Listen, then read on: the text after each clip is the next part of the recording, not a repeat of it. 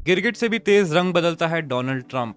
Friday को announce करता है चाइना पे 100% टेरिफ्स, जिससे मार्केट में आता है एक छोटा सा dump of around $6,000 in bitcoin. लेकिन उस $6,000 के डंप से लिक्विडेशन इवेंट्स ट्रिगर हो जाते हैं, pushing the price down to $101,000। अब इस डंप का एग्जैक्ट रीजन एंड ये जो लिक्विडेशन इवेंट हुआ, जो $20 बिलियन का वाइप आउट हुआ, उसको हमने एक्सटेंसिवली कवर किया है इस वीडियो में। तो इस वीडियो से आप सीख सकते हो कि इस टाइप के डंप्स को कैसे पहले से प्रेडिक्ट करें। अब बात करते हैं कि डंप तो हो गया, लेकिन अब डंप में रिकवरी या पैसे बनाना या बाइंग करना, इसका क्या सीन है एंड ट्रेड्स किस तरीके से लेने हैं, तो वो हम आज की वीडियो में डिस्कस करेंगे। तो make sure to hit the like button, subscribe if you are new here. Let's go to the screen and start today's video.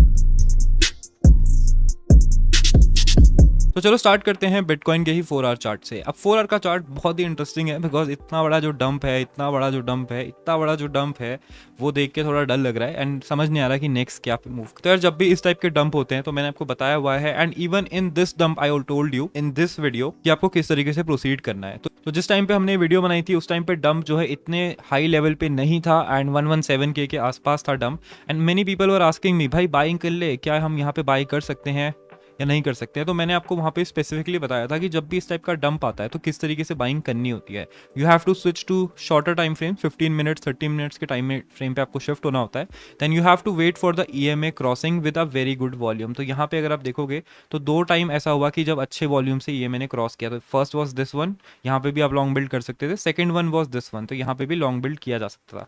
उससे पहले EMA को क्रॉस करने की कोशिश की गई, लेकिन अगर आप देखोगे तो वॉल्यूम यहाँ पे ना के बराबर थी। तो इसलिए EMA क्रॉसिंग प्लस वॉल्यूम दोनों चीजें जो है इंपॉर्टेंट होती है। एंड अगर आप इसको कैच कर लेते from any of these points तो आप अच्छा प्रॉफिट बना सकते थे। इवन अगर हम इससे भी करते, which was a little bit late, तो आप 3.3% का मूव बिटकॉइन में कैच कर सकते थे, which is a very big move in bitcoin. No, ये बात तो हो गई ट्रेड्स की जो आपने कैच शायद नहीं किए होंगे, बिकॉज ऑब्वियसली यार डर भी लग रहा होगा लेवरेज लेने में अब, क्योंकि लेवरेज वाइप आउट के बाद ऐसा होता है। I can understand, but what's next? तो नेक्स्ट जो है, जब भी ऐसा मार्केट होता है क्रैश, तो मार्केट में वापस से बायबैक आता है। अब ये बायबैक क्यों आता है ये समझना जरूरी है, ताकि नेक्स्ट टाइम ऐसा डंप होता है तो आपको मेरी वीडियो देखने की जरूरत ना पड़े, आप खुद से जज कर सको।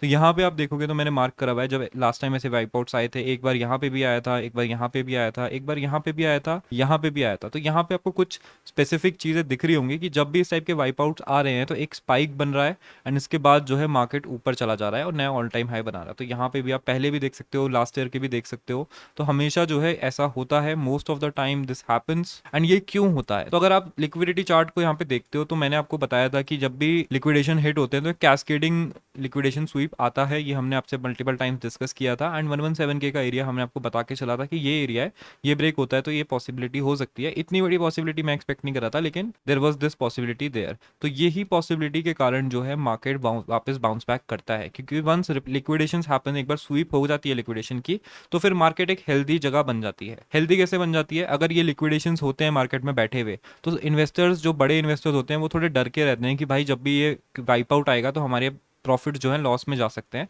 तो मार्केट हेल्दी नहीं होता है उस टाइम पे। It's the same reason I was able to tweet this, क्योंकि ये मार्केट पे दिख रहा था, लिक्विडिटी चार्ट्स पे आपको दिख रहा था। And it's the same reason कि हम जो है मार्केट से बाहर बैठे थे। We have closed all longs and मैं आपको ज्यादा ट्रेड्स नहीं दे रहा था। This was the reason, just हम स्कैल्प कर रहे थे। तो इस तरीके से मार्केट अब जो है हेल्दी हो गया है। एंड अब मार्केट में जो भी मूव्स होते हैं वो इतने सिग्निफिकेंट नहीं होंगे, इतने क्रेजी मूव्स नहीं होंगे, अनलेस लोग जो है वापस से ये लिक्विडिटी मैप को फिल कर देते हैं, मतलब बहुत जल्दी जल्दी रिवेंज ट्रेड करने के लिए पैसे लेके आ जाते हैं। But since 20 billion and reported कहीं कहीं 400 बिलियन भी है वाइप आउट हुए हैं क्रिप्टो मार्केट से, तो यहाँ पे इतनी तेज बाय बैक, इतने तेज मूव शायद ना आए unless institutional money comes in. तो हम इसको कैसे ट्रेड करें? तो देखो यार, हमने मैक्रोस तो समझ लिए कि क्यों मार्केट को इफेक्ट हो रहा है। अब थोड़ा सा हम देखते हैं कि हम यहाँ पे कैसे कैच कर सकते हैं। तो इसके लिए हम यूज करेंगे फिबोनाची पिवट पॉइंट्स वाला ये इंडिकेटर। तो ये मैं शेयर कर दूंगा टेलीग्राम पे, you can join Telegram, it's completely free. तो यहाँ पे आप देखोगे तो whenever such kind of dump happens, या whenever we get a breakout and we see कि नए ऑल टाइम हाइज बन रहे हैं, तो फिबोनाची आपको हेल्प कर सकता है आइडेंटिफाई करने के लिए मेजर रेजिस्टेंस जोन्स। तो यहाँ पे अगर आप देखोगे तो BNB पे भी मैंने ये यूज किया अभी, बिकॉज ऑल टाइम हाई ये बना के ऊपर निकला ही था, तो यहाँ से हमें आइडिया लग जाता कि कहाँ कहाँ पे रेजिस्टेंस है।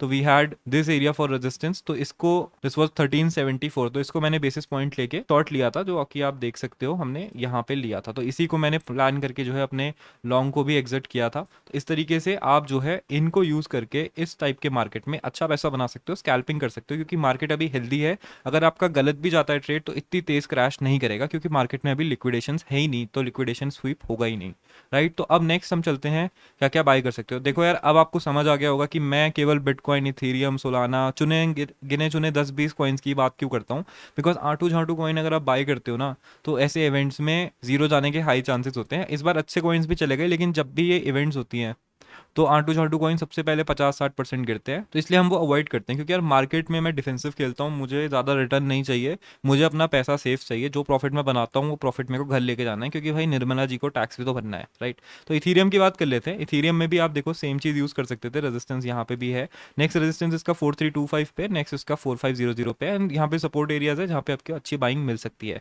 बाकी अगर आप 4 आवर्स के टाइम फ्रेम पे देखते हो, स्पेशली इन बिटकॉइन अगर आप देखते हो, तो मूविंग एवरेजेस को हम क्रॉस कर चुके हैं, लेकिन अभी भी जो है डेली के मूविंग एवरेजेस क्रॉस नहीं हुए हैं, which is a big red flag. तो यहाँ पे जो है रिजेक्शन के हाई चांसेस हो जाते हैं, स्पेशली इतनी बड़ी वॉल्यूम के साथ अगर इसने कट किया है।